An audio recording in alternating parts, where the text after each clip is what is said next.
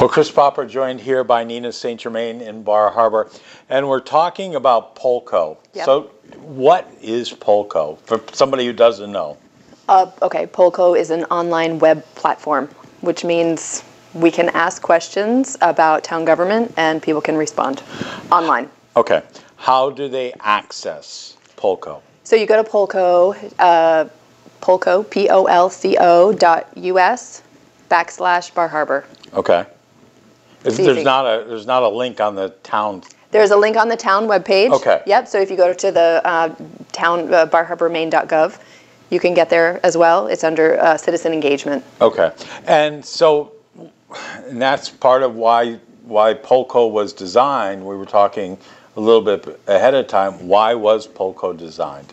So Polco was brought into Bar Harbor because we would have a lot of our public meetings and not many people would attend. Sometimes we would have 2 or 3 people in the audience and sometimes none.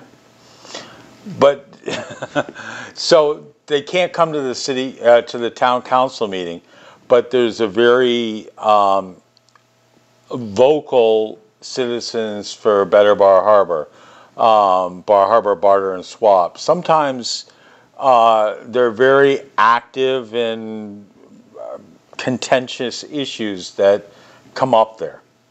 There are, and it's and I think it's great to have the conversation. Sometimes people don't always use their best manners, or they get their feelings hurt very easily, Right. and react. And so I think the great thing about Polco is that you can respond, but it doesn't allow for people to have the back and forth, judging each other's comments. Right. So they are able to get their comment out and then just leave it there, and then the decision makers will be able to read it and consider them. Okay. So how do questions get formed on Polco? Who forms the questions?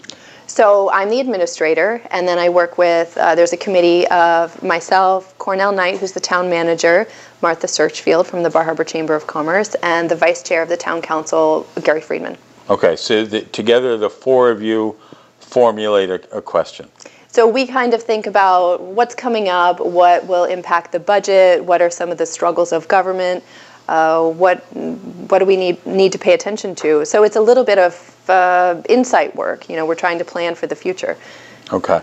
And the question I asked was, okay, so how does it stop me, who lives in Bangor and am a Bangor citizen, from weighing in and answering a question on Polco? Well, I think the great part about it is that everybody gets to answer. What happens is that somebody who lives in Bar Harbor most of the year or part of the year but resides in Florida can still participate. So that's kind of a great way to be heard. I mean, they're a taxpayer. Because they're a taxpayer, right? So taxpayers can participate regardless of where they live, and outside residents can participate. But what happens is in the results, it shows up, there's a little bot that verifies each voter. So if you're from Bangor, what I see as an administrator is that I will see your demographics. I'll see that you are a male from Bangor who is participating in this poll. Okay. But that's all I can see. But you can't see my name, my age. You don't know if I'm white. You don't know anything besides I'm registered to vote in the city of Bangor. Exactly. Okay. So I do actually get to see your age, or your age range. Oh, okay, a range. Yep. And I do get to see your gender and basically where you live, what department you live in, or what area. Okay. So county, town, however the towns are broken up. Like in Bar Harbor, I can see that there are people who are in Salisbury Cove. I can't see where in Salisbury Cove, okay, but I can get an idea that, okay, so maybe people in Salisbury Cove have a different opinion than the people in downtown. Which is, I mean... Which is great. Right, and which is probably very true given the fact that the town of Bar Harbor is is spread out, much like Bangor. I mean, there are different neighborhoods in Bangor. There are different neighborhoods here in Bar Harbor. Exactly. And so what I love about it is that it's voter verified, but it's also very safe for people to use. They never sell information that they get. Polco does not, and we do not have access to it. So it's insured, and it's also, what is it, FOIA? It's FOIA protected. Okay, freedom of information. Right. Okay. So if you were to put an idea out there and then somebody wanted to collect that information and find out who that belonged to, it is protected even under FOIA. Okay. Why did this all dates back to civility in government, and Polco came out of that? Is that correct? That's right. Polco came out of it. There was a project that happened last year. It was called the Togetherness Project, and Ron Beard helped with that. We ended up having 4 meetings. So we had a civility meeting. How do we talk to each other in Bar Harbor? And try to come up with some rules about what feels good, what are our norms, and what is our culture. We get to decide because it's our town. Right. And it seemed that nobody had really decided that.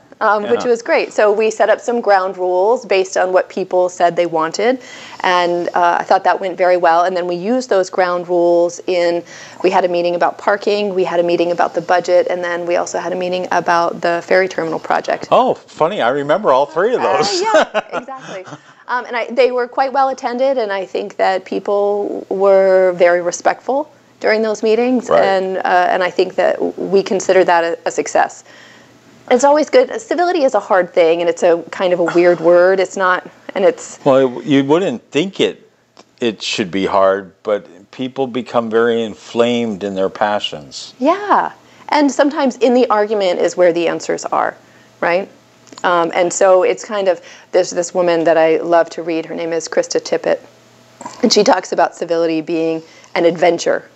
It's not just manners. It's kind of like, okay, I'm going into this public forum and it's gonna feel weird. I'm gonna put myself out there, I'm gonna have to hear what other people have to say, and I'm gonna be emotional, and I'm gonna go for this ride.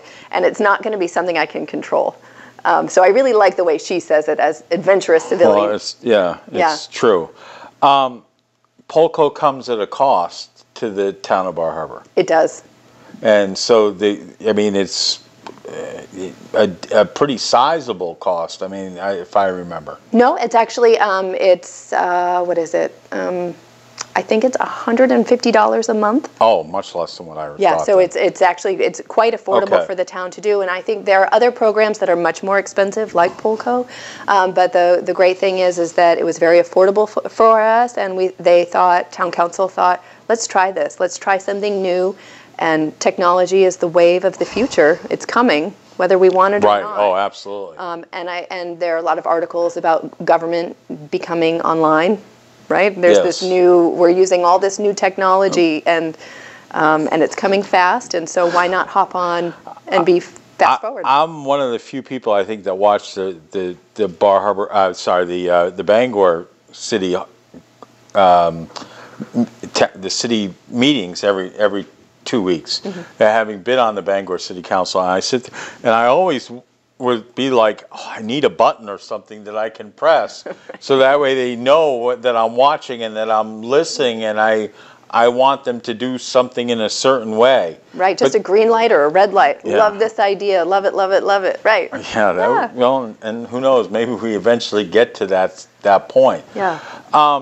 So, if people want a question, can they suggest a question to you, or how does that work? Yes, they can suggest it to manager@barharbormaine.gov, or they can call 288-4098 and leave a message for town manager, or they can send me an email, nina@barharbormaine.gov.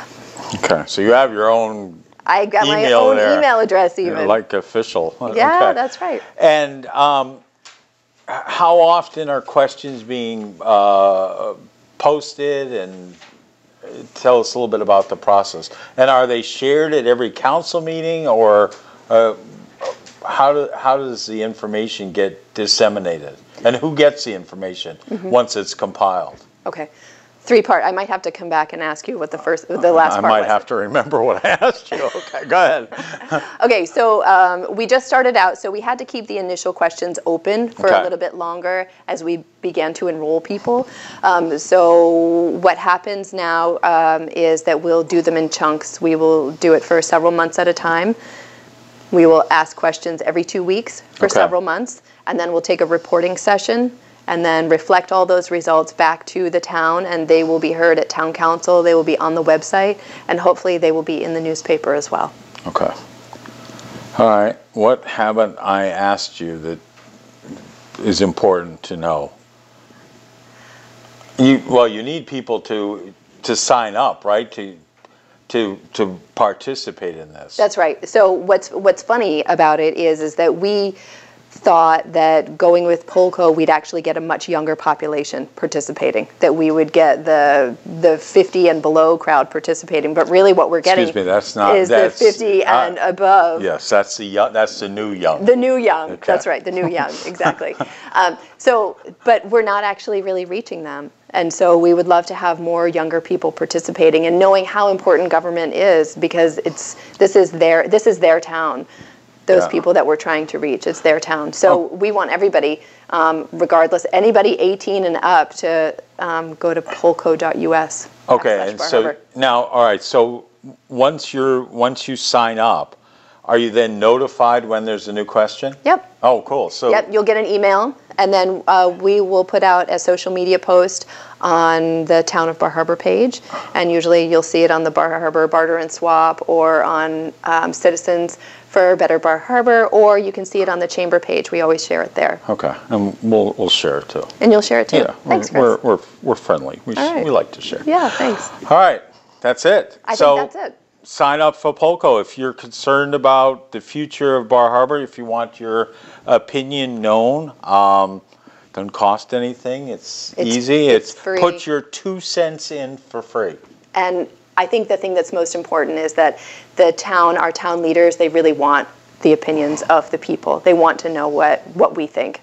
Yeah, I mean, and I can tell you, having been on the other side of the dais as a city councilor, you want to have people's opinions. You want to have people's thought process, because the last thing in the world you want to do is say, well, I should vote this way, and then have everybody in the world say, no, you made a mistake. So if you're concerned, and there's some big issues coming up here in Bar Harbor. Yeah. Really big issues, and so it's important that we have that dialogue and then begin to learn how to have that dialogue about those big issues. All right. Yeah. Thanks for watching. Check out all the other videos we have on the WDEA YouTube channel.